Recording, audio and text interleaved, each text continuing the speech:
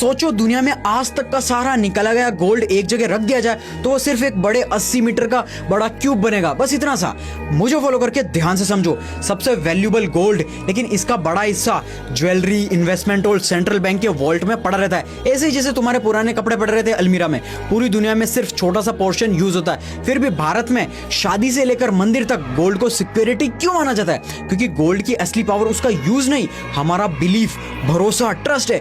कभी अनाज, नमक और जानवर पैसा हुआ करते थे क्योंकि उनका रियल यूज था, लेकिन उन्हें कहीं ले जाना, डिवाइड और प्रिजर्व करना बहुत मुश्किल था। गोल्ड रेयर था, ड्यूरेबल था, डिवाइड हो सकता था और खराब भी कभी नहीं होता। इसलिए लोगों ने मानना शुरू किया, आज मैं गोल्ड लूंगा क्योंकि कल कोई और इसे खरीदेगा। फिर बैंक्स ने कहा गोल्ड हमें तो बदले में हम पेपर्स नोट देंगे। बाद में पेपर का गोल्ड से कनेक्शन भी टूट गया। आज आपका 500 रुपए के नोट की वैल्यू उस पेपर में नहीं है और यूपीआई में तो सिर्फ स्क्रीन पर नंबर्स हैं। पैसे का पूरा सिस्टम एक चीज पर चलता है, भरोसा, ट्रस्ट। जब इन्फ्लेशन बढ़ता है, रुपीस कमजोर होता है या गवर्नमेंट और सेंट्रल बैंक पर ट्रस्ट टूटता है, लोग फिर गोल्ड खरीदते हैं। इसी वजह से आरबीआई और दुनिया के कई सेंट्रल बैंक गोल्ड रिजर्व रखते हैं। कुछ लोग बिटकॉइन को डिजिटल गोल्ड बोलते हैं, लेकिन वो बहुत ज्यादा वॉलेटाइल और रिस्की है। अब असली सवाल, इकोनॉमी ग्रो कर रही है तो क्या सब लोग अमीर करोड़पति बन रहे हैं? एक तरफ 25,000 महीने कमाने वाला इंसान rent, ration, petrol, school fees और हॉस्पिटल के बीच में फंसा है। एक इमरजेंसी उसे लोन में ढकेल देती है और इंसान बर्बाद। दूसरी तरफ अल्ट्रा रिच करोड़पति के पास शेयर्स और प्रॉपर्टीज है। उनका पैसा उनके काम करने से नहीं, असेट्स ओन करने से ग्रो करता है, करोड़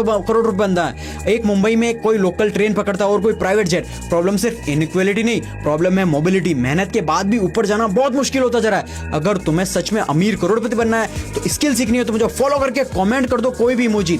गरीबी मिटाने का नाम पर गवर्नमेंट हजारों करोड़ रुपए खर्च कर देती है, लेकिन जब वेलफेयर के बीच कॉन्ट्रैक्टर्स, प्राइवेट हॉस्पिटल, लैंडर और कॉर्पोरेट मिडिलमैन आ जाते हैं, हर किसी का इंसेंटिव बेनिफिशियरी की मदद नहीं, अपना प्रॉफिट बढ़ाने का होता है। और फूड प्राइसेस, टमाटर, प्याज, दूध, तेल prices, fuel, weather, war, supply chain से बढ़ती है। लेकिन जब कुछ ही कंपनीज मार्केट को कंट्रोल करती पूरा, प्राइसेस को एक्सक्यूजेस बनाकर प्राइसेस बढ़ा सकती है और कॉर्पोरेट प्रॉफिट रिकॉर्ड्स तोड़ देते हैं। रियलिटी ये, सिस्टम खराब भी नहीं हो सकता है सिस्टम बिल्कुल वैसे ही काम कर रहा है जैसे उसके रूल्स गरीबों के लिए बनाए गए थे।